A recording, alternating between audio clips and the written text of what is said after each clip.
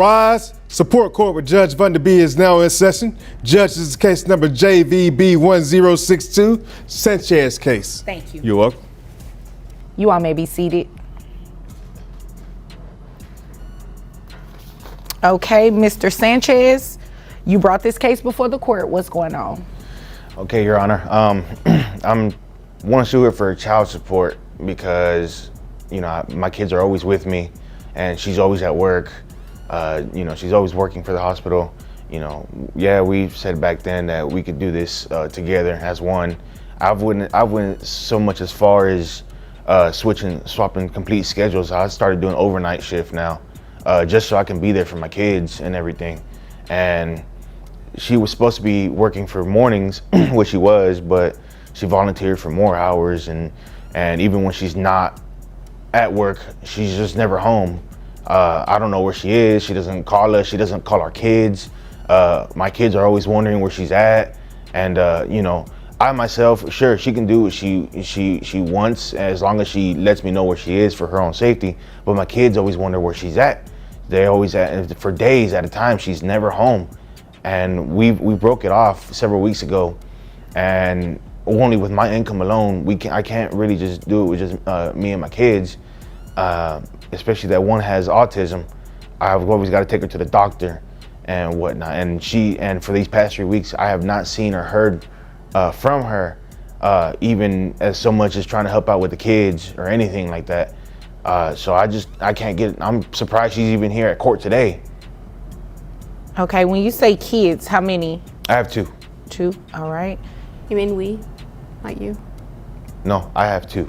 Ma'am, I'm addressing him. So he answered appropriately, and you'll have your opportunity to speak, okay? Okay. Okay. Thank you, Your Honor. All right, so you said you changed your job to now you work overnight? Yes. What is it that you do? I drive an 18-wheeler. I drive locally. I deliver hospital supplies. Okay, so I'm assuming that's how you all met? Beforehand, but we had the same interest in the medical field. Okay. All right, and how long has it been since you all stopped living together? It's been, I want to say, a month and a week already. Okay. All right. Is there anything else you want me to know before I move over to her? She just, for as long as I can remember, about 2 years now, she's just... Buckle up, guys. Today we're stepping into a courtroom where a father is fighting for his children's well-being. He shares how he's been the primary caregiver for two kids, one with autism, while their mother is largely absent, working long hours and barely communicating. You can feel the tension as the father details his sacrifices and the impact on his children, setting the stage for a serious confrontation. Never been wanting to come home really, and honestly, I've caught her having some painkillers that I would only assume she's taken from the hospital she works at. She's either on painkillers, or sometimes I'll find needles around and whatnot. So I know she works at a hospital, so she's got to get the drugs from there. Okay. Is there anything else you want me to know? I just hate that it's really around the kids. The kids find it before I do most of the time. Oh my. Yes. Ma'am? I mean, I'm not sure where he's getting this intel from, but that's Obviously not the true. kids. I mean, are you saying your kids are liars? I mean, they could be. I mean, I'm not sure. You're not sure because you're not around that much? I am around. I just have to work all the time. I mean, it's not my fault that, you know, saving lives isn't important to him. No, I believe it is important to him. I don't think that's what he's saying. He's saying that you're not contributing anything. I mean, I am though. Like, I feed them or sometimes, and You feed them? You'd agree with me that that's your responsibility, right? She brings them fast food and leaves again. Okay, but it's food though. But you don't sit there and spend quality time with your kids. You say, here's food, and leave. I mean, the tablet works just fine. They can just eat and watch the tablet. Like, why is that a problem? Because... So you want to raise a child off of a tablet? You think that's I mean, okay? they have educational stuff. I don't see what's wrong with it. Like, I need to go to sleep at some point in time. Interesting. Me personally, myself, I sit there with my kids and I open a book with them and I help them with their homework. I feed them. I'm not much of a good cook, but I do what I can to put food on the table and spend time with them. It doesn't matter if I lose sleep over it. I mean, that's why I went to overnight, because I want to spend time with my kids. I went to overnight. His shift to As he spend more should, time he's with a the dad. kids. As you should, you're a mom. The audacity. I mean, but I have a more important job. I mean, how many times are you gonna say that? I mean, you have the audacity to say that he's a dad and he should do these things, but you're the mom and not doing these things. He changed his shift, why can't you? Because it's inconvenient to me. I've actually heard a couple times to where she says, I gave birth to him, it's your job to take care of him. You believe that? Yes. Interesting. Wow. No, that's not how this works. That's not how any of this works. You are going to financially support these children, and I'm going to make sure of it today. And you may want to look into trying to do a shift change yourself so you can spend some time with the kids. I mean, obviously, I can't court order you or force you to spend time with them, but you should want to spend time with the kids. And I mean, considering that one of them has autism, you should want to spend more time with your kids. I mean, I get it, but it's too much work having a kid with autism. That's why I just leave it to him, because he's better suited for that. Right, yeah, no, I'm not about to do this game with you. Since you left a month and a week ago, have you given him any money for the children? I don't need an explanation either. It's a yes or no. No. Okay, thank you. All right. She's actually asked for money instead of giving. And then you have the nerve to ask for money and the kids are with him? I mean, he has an obligation to give me support.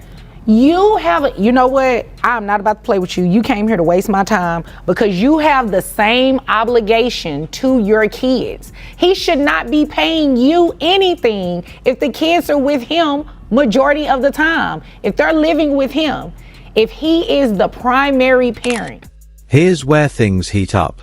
The mother's testimony paints a picture of detachment, while the father explains his daily struggles raising the children alone. The courtroom becomes charged as the judge challenges her claims, exposing the emotional and practical gaps in her parenting. This section captures real-life stakes, responsibility clashes, and the raw honesty that only a courtroom can reveal. He is tasked with the daily duties of caring for these kids. He shouldn't pay you anything, ma'am. And it is ridiculous that you believe that he should. Yeah, no, we're not doing that. This is what we're going to do. How much money you make a year? $60,000. Okay, $60,000. All right, health insurance. That's about I just have the individual. He has a family one under his plan. So I just pay $80 every 2 weeks. Okay, health insurance. Is it private health insurance? Is the children under Medicaid? What are we doing? It's Medicaid. Medicaid? Yes. Okay. So you're going to have to pay that back to Medicaid, just FYI, unless you want to put them on private health insurance, which I don't see why you would have a problem with it. You're a nurse. You have access to private health insurance, right? Yes. So why did you just get an individual plan when you have a family? That was a question. Because it's his job to take care of them, and I shouldn't have to spend money. You know what? Don't say that again about what his responsibilities are and what his job is, because you're a mom, period. I mean, but I didn't sign up for it. Countless times I've told her, yes, it is my job to take care of our children. And you're doing that. And I'm doing well beyond. She's not disputing that you're doing that. Yes. And I feel but like you're not doing your part. I feel like I'm always not doing enough for my kids. I mean, but and you only also because I don't forced have me my to have other the half. kids. Like, I don't know why you're doing that. Because you don't want to have your kids? I mean, like, when I was pregnant, I told him I didn't want them because I wanted to go party. And, like, he was just like, no, we got this. And, like, how is it my fault? He wanted them. I didn't want them.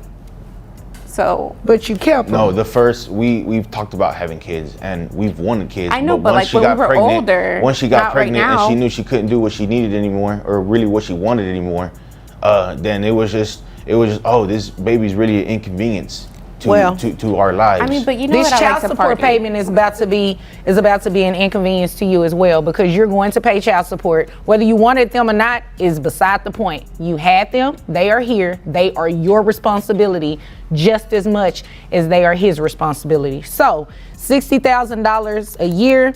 I have your gross set at $5,000. Your net is $4,101.87. Medicaid reimbursement based on 9% of your gross is $450. Do you think you can get health insurance through your employer that's cheaper than that for the children? I mean, I guess, I don't know. You don't want to look into it? Not really. we work for the same company. Yes, she does. Oh, okay. So this is what we'll do. You just go ahead and pay that, and you can roll your eyes all you want to. I can roll my eyes too. We're just going to have you reimburse Medicaid that full $450.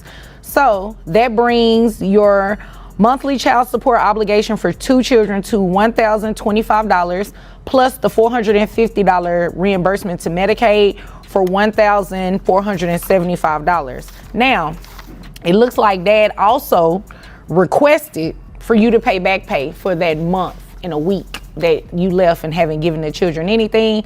I'm going to grant his request. So you have arrearages in the amount of $1,475. That's to be paid at $25 a month. So your monthly child support obligation, including the back pay, is $1,500. You have any questions about anything I just said? I mean, I just feel like it should be less. What am I going to be left with to party with? Like, what am I going to do?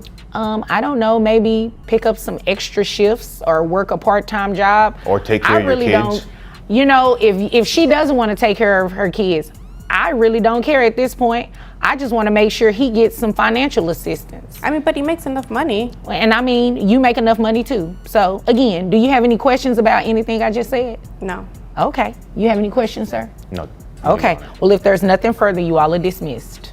Thank you, Your Honor. Now the case reaches its climax.